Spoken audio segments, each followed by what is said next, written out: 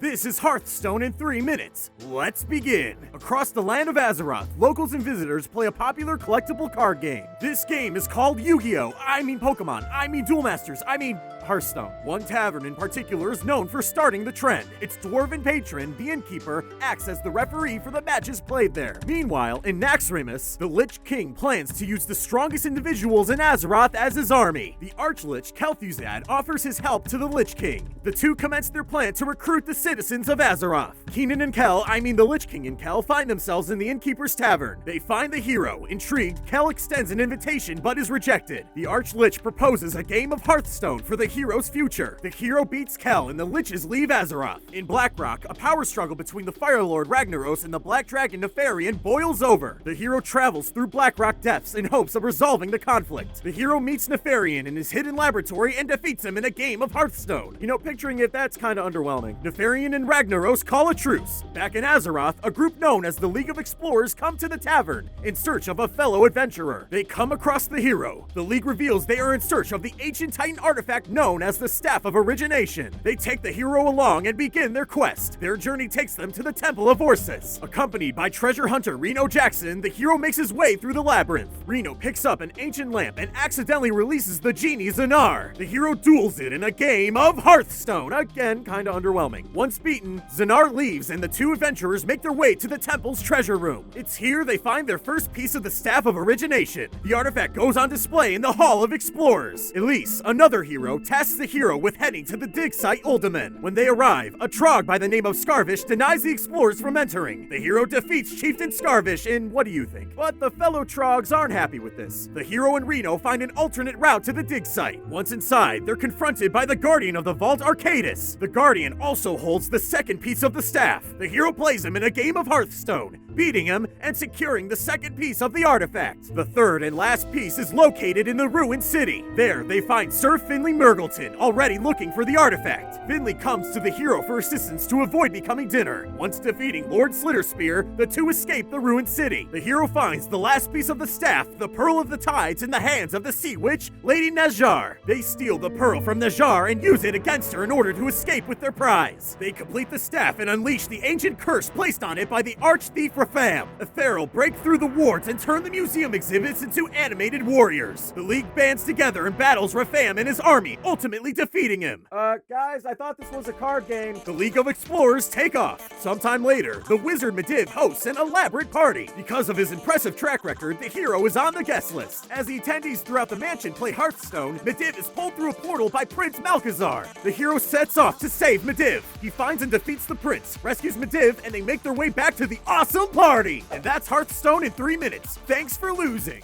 I'm Stephanie with ArcadeCloud. Stick around because we've got more video games in threes for you. Up next, the entire World of Warcraft chronology in 3 minutes.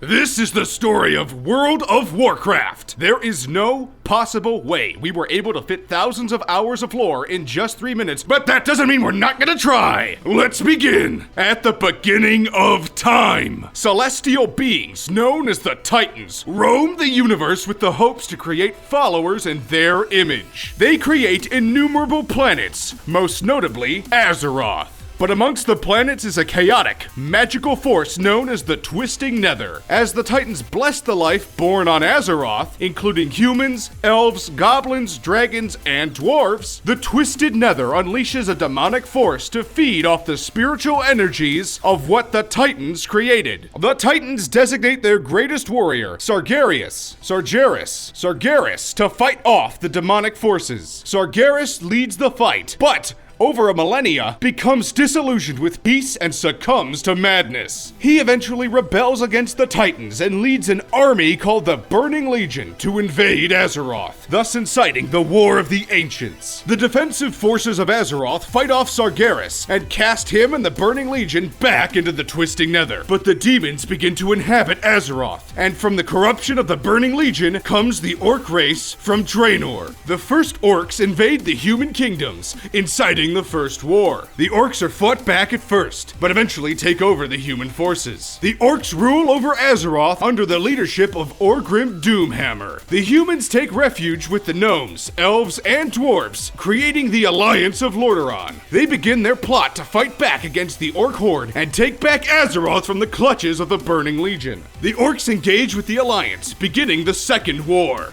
The Alliance strikes back and eventually gains control of the battlefield. Doomhammer struck down the Alliance leader, but the Alliance captured Doomhammer and forces the orcs into a retreat. The forces of the Burning Legion attempt a third attack on Azeroth to regain control of the planet. They create the Lich King and jettison him into Azeroth's Arctic wasteland. The Lich King builds an army of undead soldiers known as the Scourge, and strategically pushes them against the human soldiers of the Alliance. The Alliance battles the Scourge, as well as the Dark Horde, the growing remainders of the orcs. This begins the Third War. The legendary Night Elves return to Azeroth to fight back against the demonic forces, but they sacrifice their immortality to win the battle. The Third War ends with no clear-cut winner. Every fighting force deals with massive casualties, and the political upending of the land forces massive peace treaties between all the races. The Lich King continues his dominion over the continent of Azeroth, finally preparing to fight against the remainders of the Alliance and the Horde. He attacks, attempting to draw the enemy armies to the north, where he can devastate them. He is beaten back by Tyrion Fording and forced to retreat. Fording slays the Lich King, but must designate a new king, or the Scourge will run the world without a master.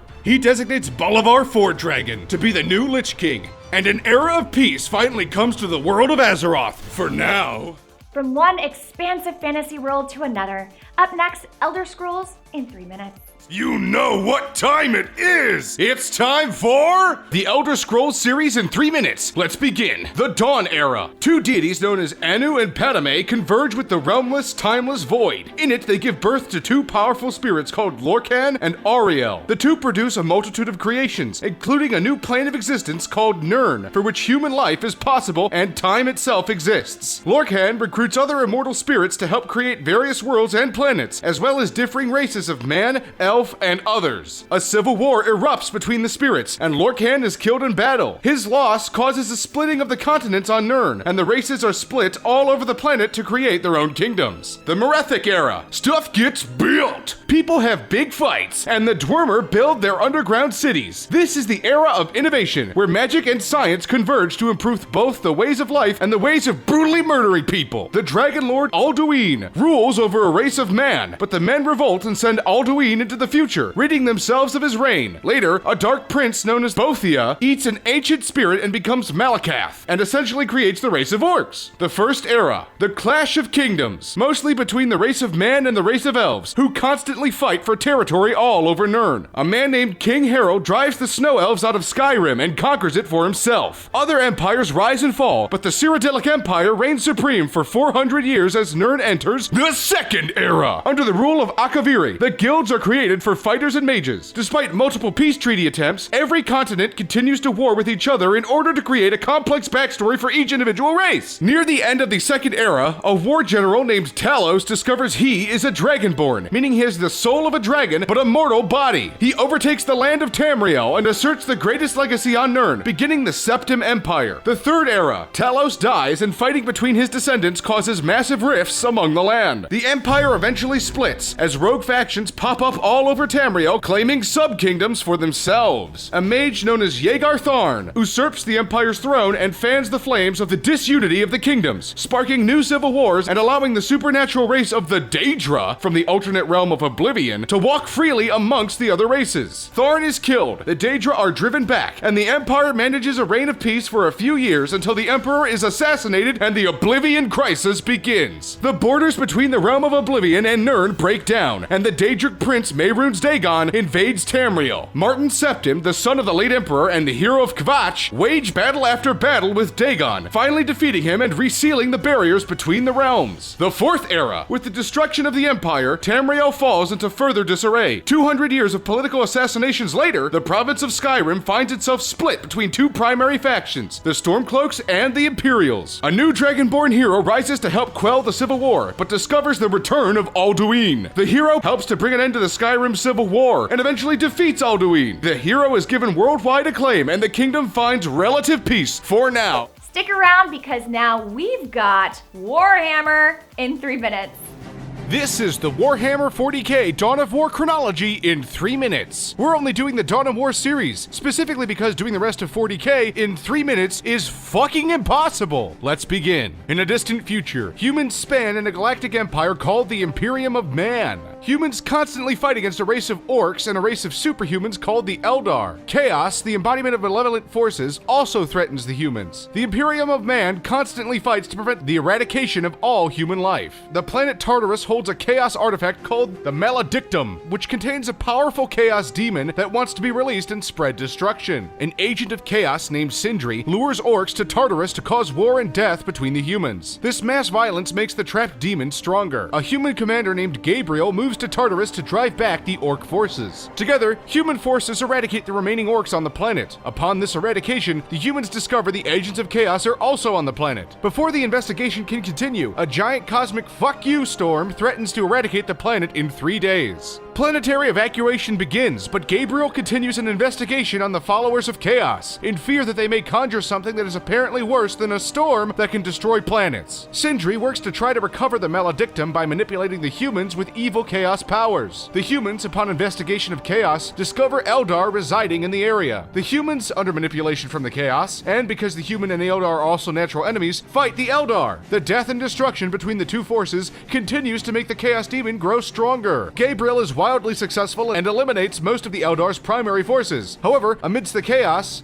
Sindri gains access to the Maledictum and starts drawing from the chaos energies that emanate from it. Maka, the leader of the Eldar, informs Gabriel that their attack upon the Eldar allowed Sindri to succeed. She also implies that Toth, an ally of the humans, knows more than he lets on. After fighting considerable chaos forces, Gabriel confronts Toth. Toth reveals that the Maledictum contains a demon that Sindri is trying to bring to life. The humans confront formidable chaos forces in an attempt to prevent the demon's rise from the Maledictum. Meanwhile, a human commander named Isidore becomes corrupted by the powerful and mysterious forces of chaos, and drives him to betray the humans and look for the Maledictum himself. Gabriel hunts down and kills Isidore. Meanwhile, Sindri attempts to use the Maledictum to try and make himself an extremely powerful demon prince. Gabriel gathers his remaining forces and teams up with the remaining Eldar forces led by Maka to confront Sindri and defeat massing chaos forces. Maka warns Gabriel not to destroy the Maledictum. He foolishly ignores her advice and does it anyway, releasing the demon inside.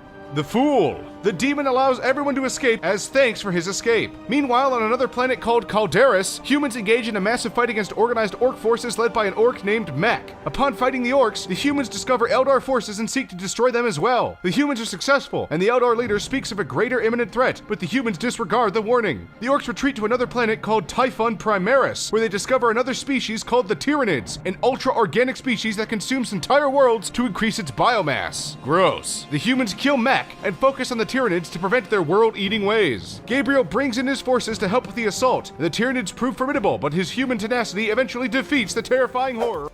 Thanks for checking out our compilation. If you like this video, subscribe to ArcadeCloud and be sure to like us on Facebook. There's a link in the description below. See you next time.